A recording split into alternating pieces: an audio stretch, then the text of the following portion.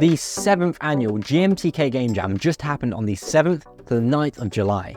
This is a 48-hour game development challenge that thousands of developers join to create games based around a common theme, which this year was roles reversed.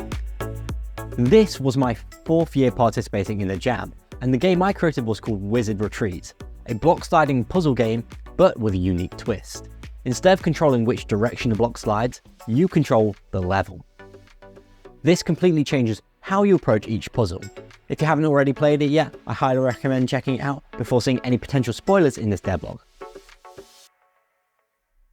When the theme was announced, I started to brainstorm ideas.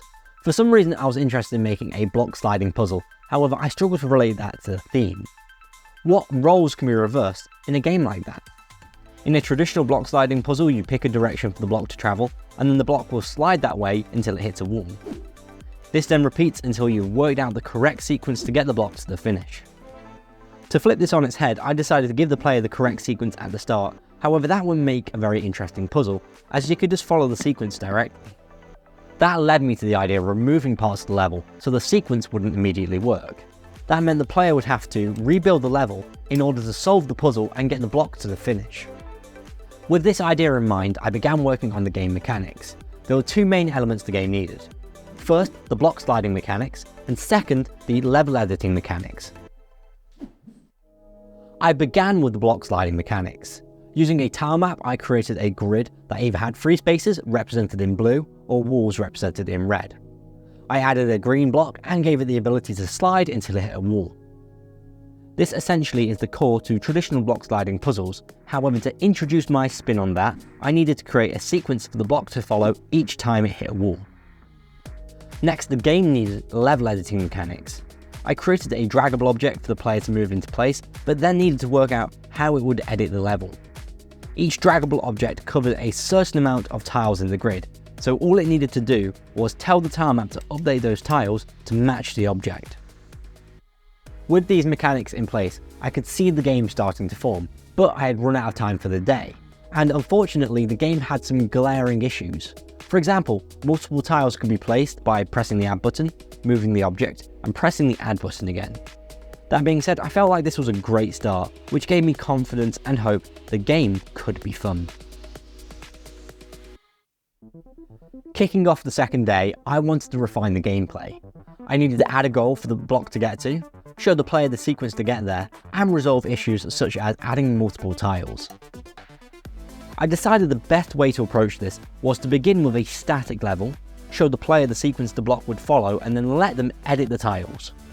I then added a start button to freeze tiles in place and make the block follow the sequence. Once the block stops, the draggable objects are unfrozen and the tile map is reset. Whilst this could be seen as making the game a little slower, it made your choices of placing tiles significantly more impactful.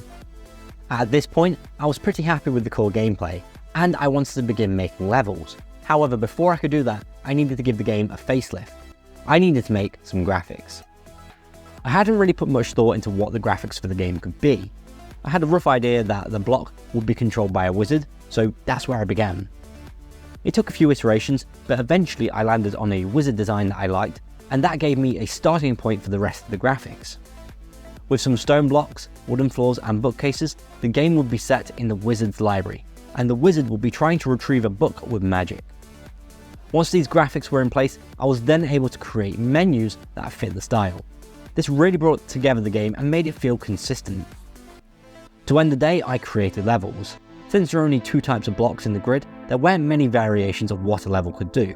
However, with different sequences and different block combinations, I managed to create 6 unique levels, one of which I designated as a tutorial to help players understand how to play. Going into the final day, I felt pretty good. The gameplay was in place and I had multiple levels to show it off. However, I was worried about the difficulty of the levels.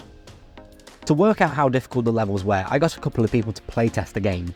This resulted in some fantastic feedback, where I learnt there were some alternative solutions to a few of the levels, and the fact the game worked well on mobile. Thanks to Dooms and Games by Soul for their feedback, it helped me decide which sections of the game to focus on and polish.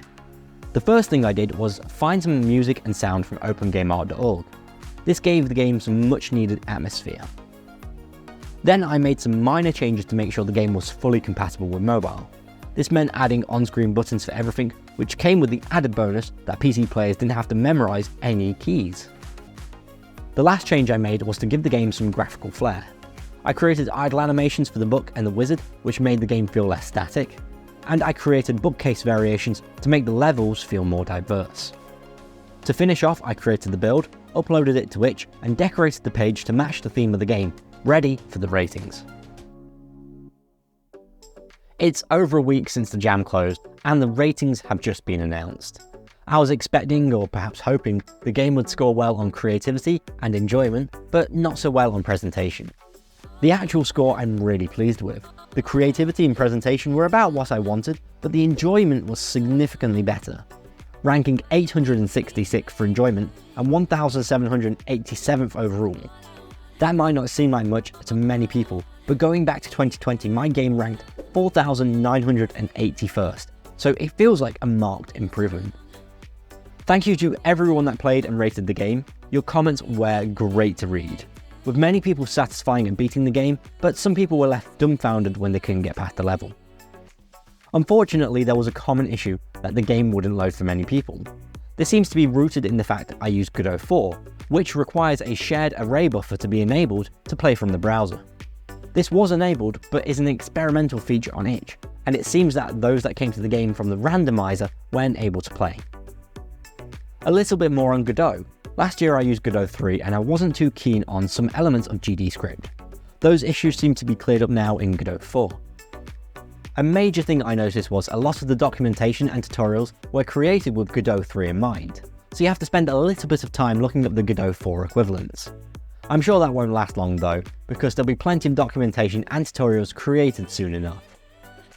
Oh, and make sure to check if your game objects have resources, as you may need to make them local to their scenes. That caused a little bug for a while, and I suspect was the cause of a bug in my last Global Gamer Jam entry. I hope you've enjoyed watching this devlog for my GMTK Game Jam game, Wizard Retreat. Leave the video a like to let me know you did, and subscribe for more great game development content like this devlog series for my museum management game. Check it out. Thanks for watching, goodbye.